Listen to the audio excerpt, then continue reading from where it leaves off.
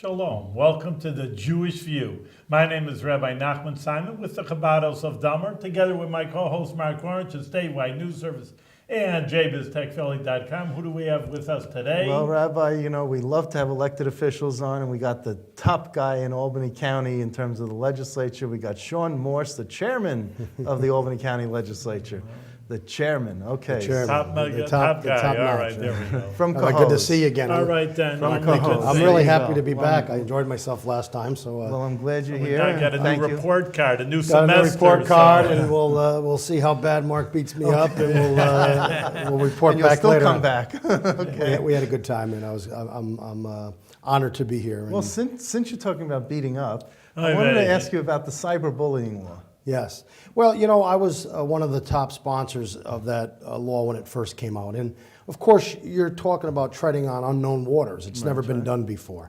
And, obviously the court struck it down and said that it wasn't constitutional and kind of gave us some ideas of how to make it constitutional because the intent is correct. Well, it wasn't unconstitutional, but freedom of speech. That's what Well, they I were think there was a saying lot of the reasons. point. I think freedom of speech, I think it was too broad. I think there was a lot of reasons why people said, hey, does this put kids in jail? It was really groundbreaking at the time we did it. But now I think we had to come back to the drawing board and look it over again and figure out how to do it where we felt that would, would hold the test of the courts. Here's the reality. So did you put it through a second time? Did Yes, you- it's passed? getting voted on to get passed. So we're on time with timely with this. We're on time. Okay. Here's the way I look at this. Yes. When I was a young kid, you get bullied in school. Okay. Like fatso, Yeah, you know, that I've thing. always had that fatso attached or something like that, and it was hurtful. Right. But here was the reality. I just go home. And then I'd play with the people who were my friends, and I'd be with the people who loved me, and I was kind of escaping any of that. And every kid dealt with it. To me, I wasn't in a position where I felt like I was bullied. I was a kid. Teased. Yeah, I thought the kids would tease you, but everybody got teased, and I teased kids. Yeah, I I'm mean, sure.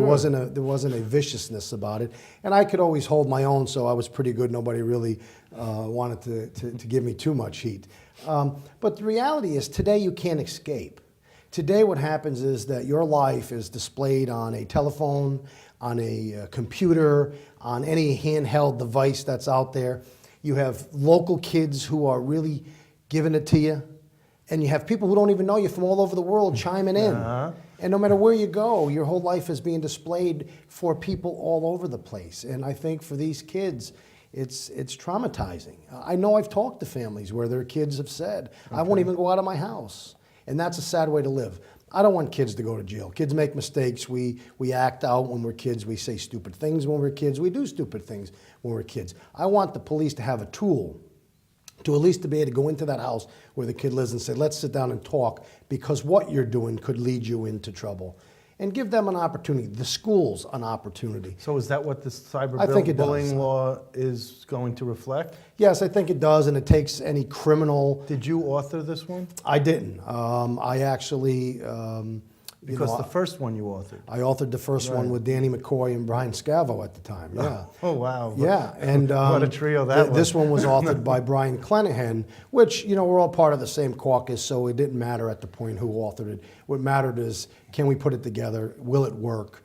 And But is there some reason because you're chairman that you didn't do it, or is it because you weren't chairman before? Are you chairman? no, I just think Is that what why? happened was the court struck it down, and they acted very fast, Brian Clenahan and them, to get something changed, and I was fine with that because I've always been a firm believer. If you don't need your name on something, you can get a lot of things done. If everybody's going to fight back and forth who needs to take credit for what you do, government works very slowly and poorly, in my view. So hopefully they won't be cyberbullying Brian with, with this. Just to put on the Jewish view, just you hit a note, a very Jewish thing. The Labat Rebbe is head of our group. He used to say exactly that he said, some people, again, you put your name on it. Well, I don't agree with him. He said it, I'm against it. Right. You don't even listen. Right. Like you say, Democrat or Republican, I don't want to listen to it. Well, just look at the issue. does it make a difference where it came from? He says, don't use my name. If it's better for it, I don't need the credit for it. Right. The issue is the main thing. And who was this who said The that? Rebbe. Oh, the himself. Rebbe, He yeah. said, yeah, just get out there and do the right thing and don't say, well, the Rebbe said, Lubavitcher Rebbe said this Yeah. or that. Just do it, and I don't need the credit, and I'm just happy that the right thing is done. So you hit on a Jewish note. Yeah, and I there. think, listen, this is politics, right? So Right. politicians have an ego anyway, and they all want to have their name. I'm no different. When you get in the business, you want people to know you're working hard for them. Exactly. And the way that you do that is you kind of try to get your name out and say, look what I did, look what I did. But there's a downside to that too, because sometimes people just jump out there and say, look what I did, and maybe they didn't honestly do the whole thing, or maybe it's not the best thing that you should be doing. I like to kind of think of Sean Morse as a guy who looks at issues, and I deal with issues. And I could break either way on how I think about them, but I try to digest the issue. And in this case, my career is a firefighter. That's what I do for a living. I still do that today. And so I'm called out to houses where kids have been bullied or kids have been beat up. And I see those things, and I know it's real.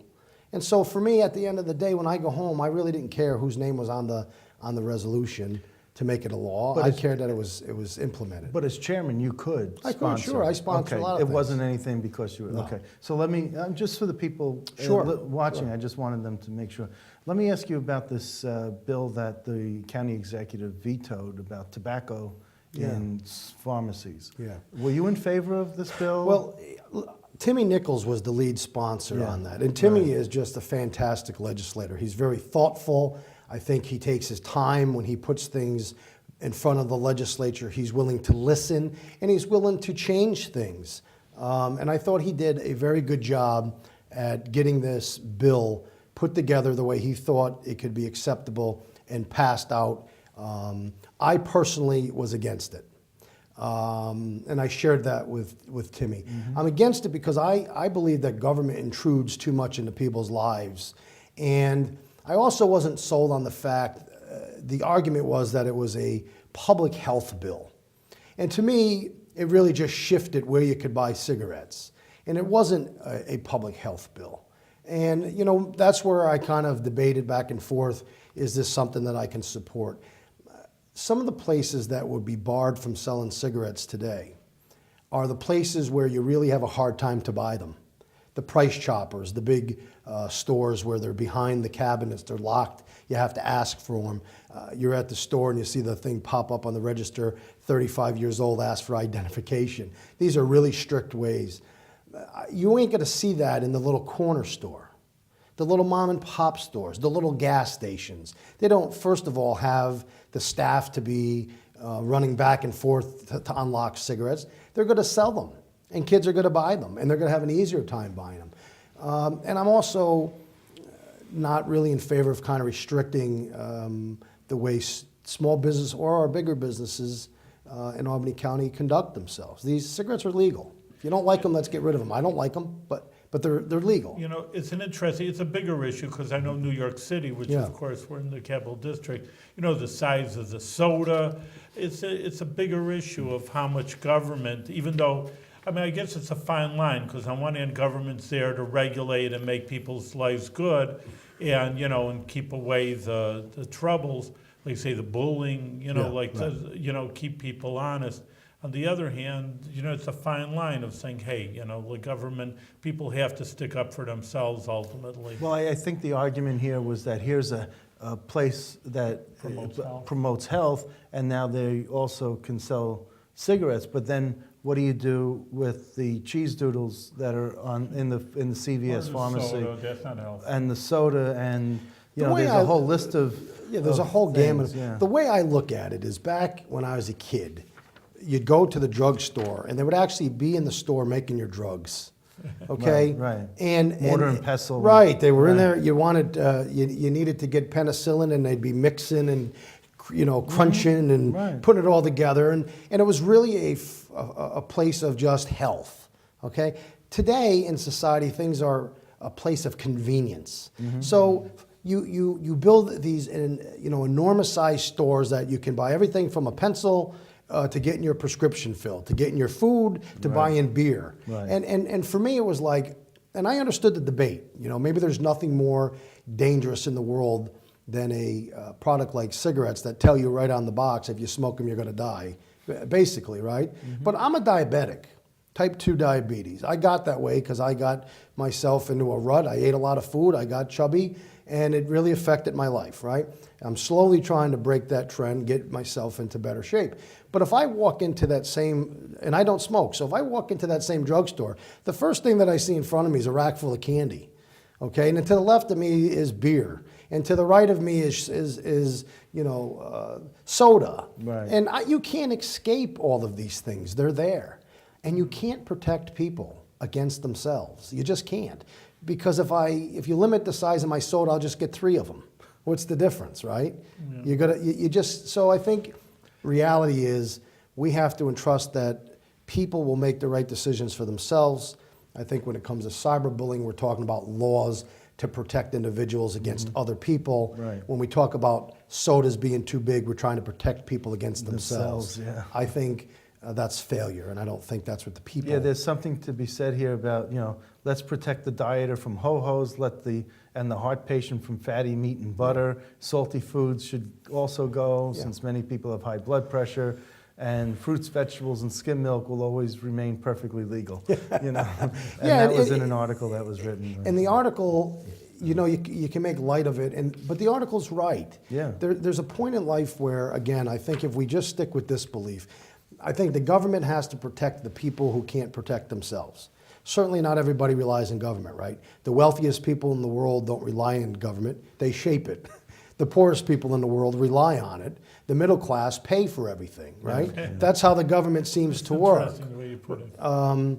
So those who rely on government really only rely on us to take care of them when they can't take care of themselves. Outside of that, people want to be left alone. They want to not be told what to eat, how to eat, when to drink, not to It's a free drink. country. So That's America right. has that This is basis America. on it. So you're becoming a libertarian all of a sudden? No, what I am is a guy who, again, has always looked at the issue. And that issue to me is, who am I to tell you what you can drink or what you can't drink? Now, I know the other argument, right? The other side of the coin as well.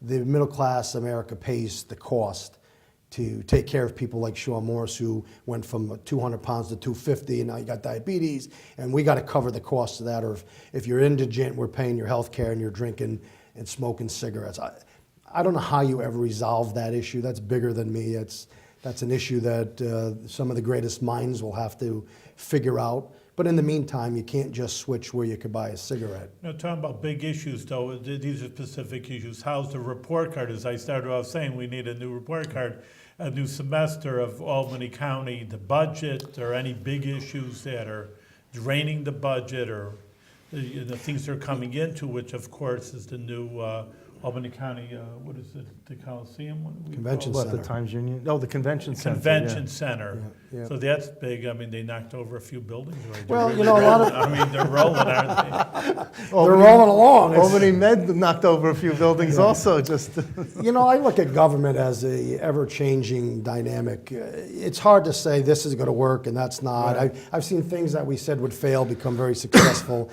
and things that were supposed to be successful be great failures. We're only people. We're trying to figure out ways to deal with very complex issues, and there's always going to be somebody who says it's the wrong way, somebody who says it's the right way, and somebody who says I don't know what way it is. And so, Albany County is taking a lot of steps to try to improve itself. The county exec is going to present his budget to us on Friday. I believe it's going to be under the property tax cap.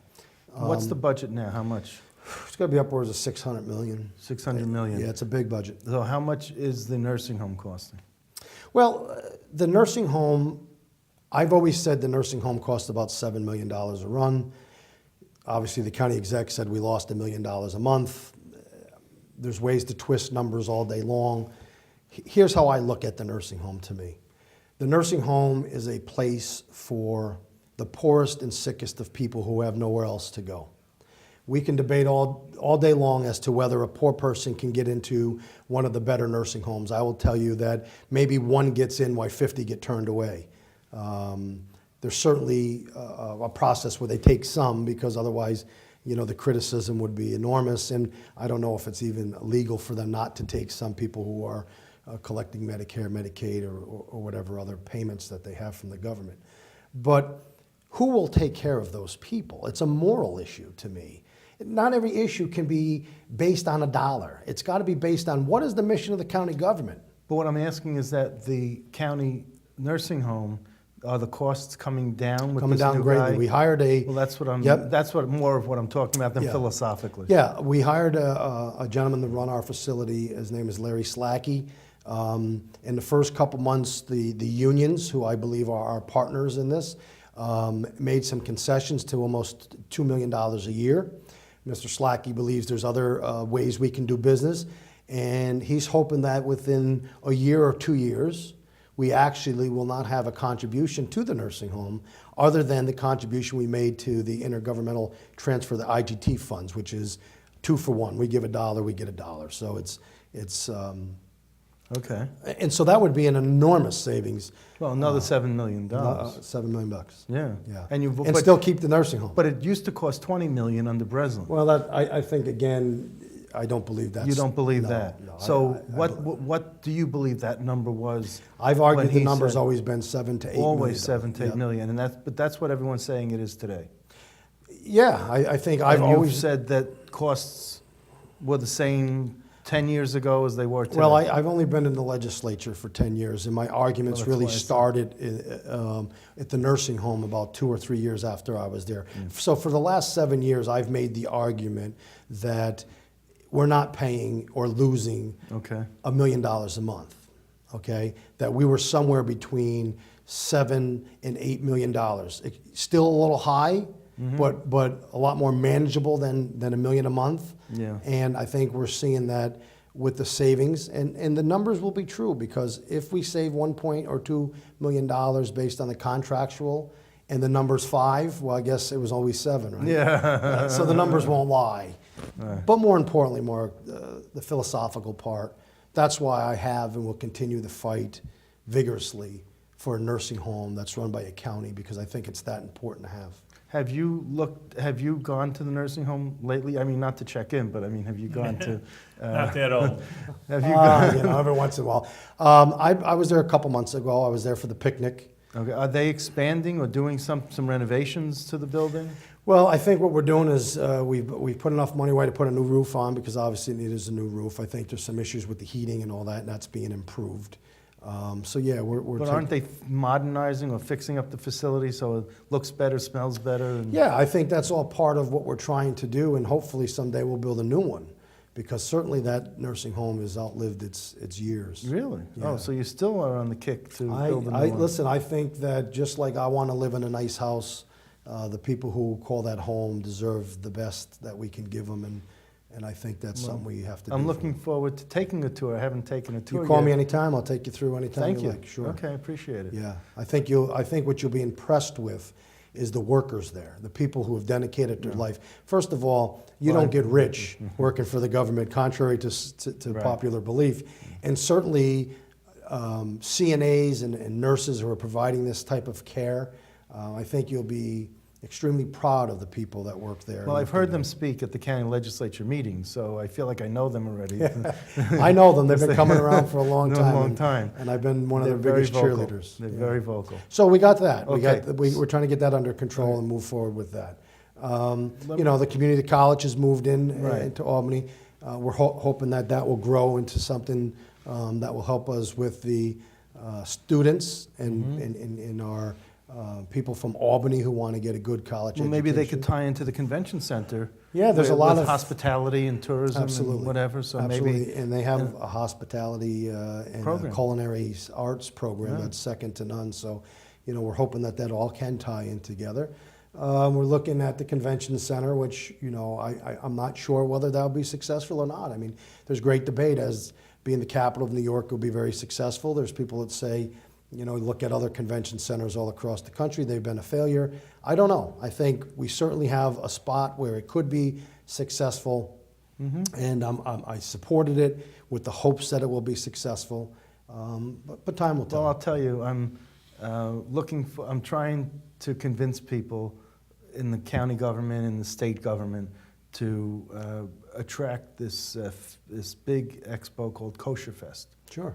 and now they're in Meadowlands. And you know, these contracts there for several years, and now they just, you know, so they have to make a commitment several years out. So I'm hoping that it's a 2-day expo, and it has the largest international kosher foods and domestic kosher foods. And Well, what you do is you got to get a hold of Bob Belber from the Times Union Center, who, you know, runs the center. well, the Albany County Convention and Visitors Bureau is who I was put in touch with. Yeah, yep, and, So- and Bob's part of that as well. So we will- Let me know if I can will- help. I'll see if there's a way. Stay I tuned. Can, stay tuned. Maybe Okay. I can help you. We'll with all that. have a nice kosher meal. then- We can have a nice. together. Look at you know. I need Maybe that's I need how a we nice look. kosher meal. I'm trying really hard to. So that's where my focus is, and there's going to be, from what I understand, a kosher facility, catering facility that they're building into the original specs. So Yeah, and we're looking at the front of the arena as to how that can be redesigned. So there's a lot of good things going on. I'm confident that the budget's going to come under the. Here's a very interesting argument from both sides, right? Taxpayers, we're a pluralist society, right? We got all kinds of people who want all kinds of things, and that's what they're focused on. And the governor comes out with this property tax cap. And there's a big hurrah, yay, yay, yay, property tax cap. Well, I can tell you that I get a lot of phone calls now saying that property tax cap ain't so good. You know why? Because everybody who once could get something now can't get nothing because we have to live under this cap. And it's a politically correct thing now that you have to live under the cap. So whether the cap has really been successful in making government better, or if it's really just made it so government can't spend money on things that it once did that were beneficial, I don't know the answer to that. for the county government, it allows the state government now and the governor to take credit for the state government now being able to spend on those items that the county government used to spend. So now you guys can't take as much of a credit, and the governor could take more of the credit and be at those ribbon cuttings and those bridge buildings and things like that. Well, I always say follow the yellow brick road. You know, there's always going to be a twist around one of the bends. Here's what I do know. County government. You said it's ego. Yeah, county government is really the abyss of government. It really is. It's where everybody drops all of their ideas that they don't fund down to the county. Just think about this. We have a $600 million budget. 2/3 of that budget, maybe a little more for that amount, is unfunded mandates. You will do this, this, this, and this. We will not pay you to do this, this, and this. And if you don't do it, we're just going to take your sales tax revenue or something else. So we're forcing you to do it. So then county government is faced with having to make these programs work, right? So then we go to the taxpayer and say, well, we're trying to live within the property tax cap, but you know, all of these programs have just increased and we have to pay them. And there's a point where I used to think, you know, I'm not a legislator who is legislating and always making a difference in people's lives, whether you think they're good, bad, or indifferent. I'm a tax collector for the state of New York because I don't even really have a say in any of these things. And we don't even have a say in the programs. I mean, you can look at some of the social service programs and say, we could do this better. We can move the pieces, it would save. You can't do that. You just do it the way you're told to do it and collect the money and move along. So that puts us down to... Well, you could speak up at hearings. Well, I speak, Mark, I think you know me quite well. I didn't mean you personally, well, I meant but- you, the plural you, collective you. Right, but you know me Yeah. quite well. I am very vocal Yeah. about issues that I believe that are very important. I speak loud for my people in Cohoes, and I speak loud for the people in Albany, and you know, I only do it when I think it's the right thing to do. But here's the problem. It doesn't matter how much you yell because you're almost in like a soundproof room. You know, the bottom line is they're going to make you fund these programs. So here's where the debate comes in about, use the nursing home. The nursing home is discretionary money. We don't have to have a nursing home. Right. But is it right to close the nursing home because we don't have the money to pay for it because they're squeezing out of us all of these other programs? And so that's why the nursing home becomes a hot topic, because not because anybody wants to close it, because why would you want to do that? Right. But because that's where you can steal money from to pay this part and pay this part. And if you don't have nowhere else to grab it from, where do you go? All right, so let me ask you this question about Medicaid, Because that's an unfunded mandate, Sure. I guess. I mean, are those costs going up in this next budget that you? Well, the costs, I'm certainly sure they're going to go up for the state. It's probably somewhere about $70 million. Are you going to do anything in terms of auditing and asking the comptroller to audit? We could audit all day long. Because of the waste, fraud, and abuse. All we do is we can audit it and send it to the state and say, look at you, we found some abuse, and whether they do anything about it would be up to them. So you can't. Here's the reality. I think the state of New York, and I'll stand corrected if there's another state, but I think we're one of the only states, if not the only state, that charges 25% of the Medicaid cost back onto the counties. I find this to be quite ironic.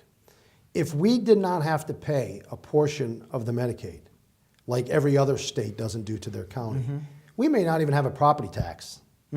Because the property tax that we raise is roughly about 75 million, which is pretty equal to what we pay as the 25% cost of the Medicaid.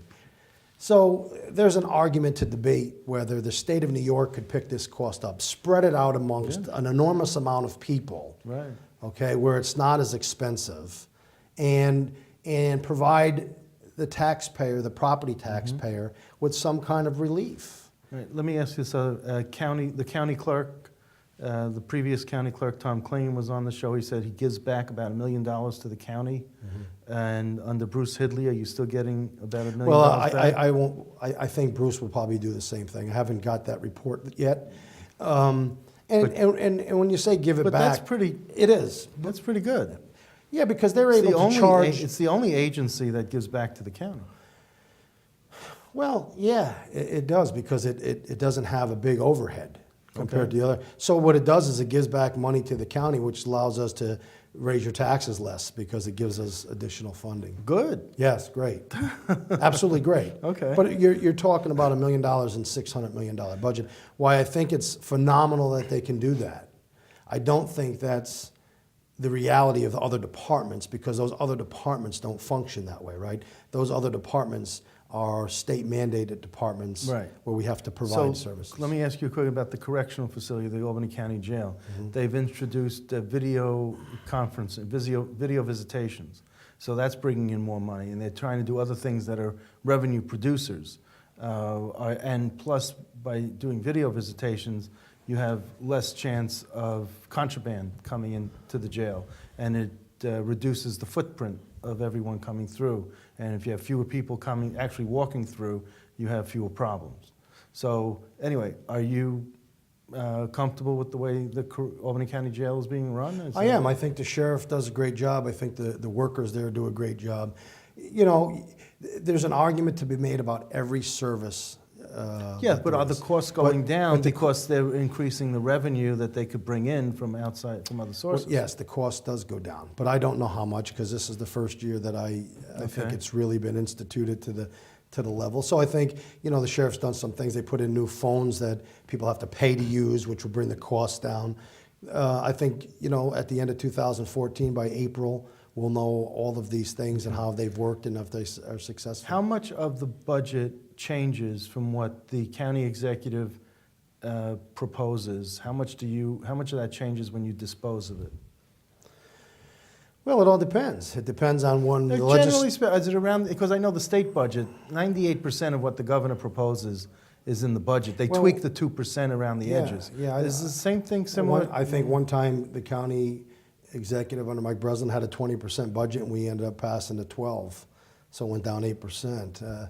And under McCoy, he's been in a little more difficult situation because he's got the property tax cap that kind of limits his budget. So, you know, the last couple budgets, I think it was, you know, if it came out at 1.5%, 2%, when we made adjustments, it was pretty close to the same. To what he proposed. Right. It's pretty close. It just means that maybe if he wanted A and we wanted B, we end up getting B and took out his A, you know. Right. But you try to work together for those things.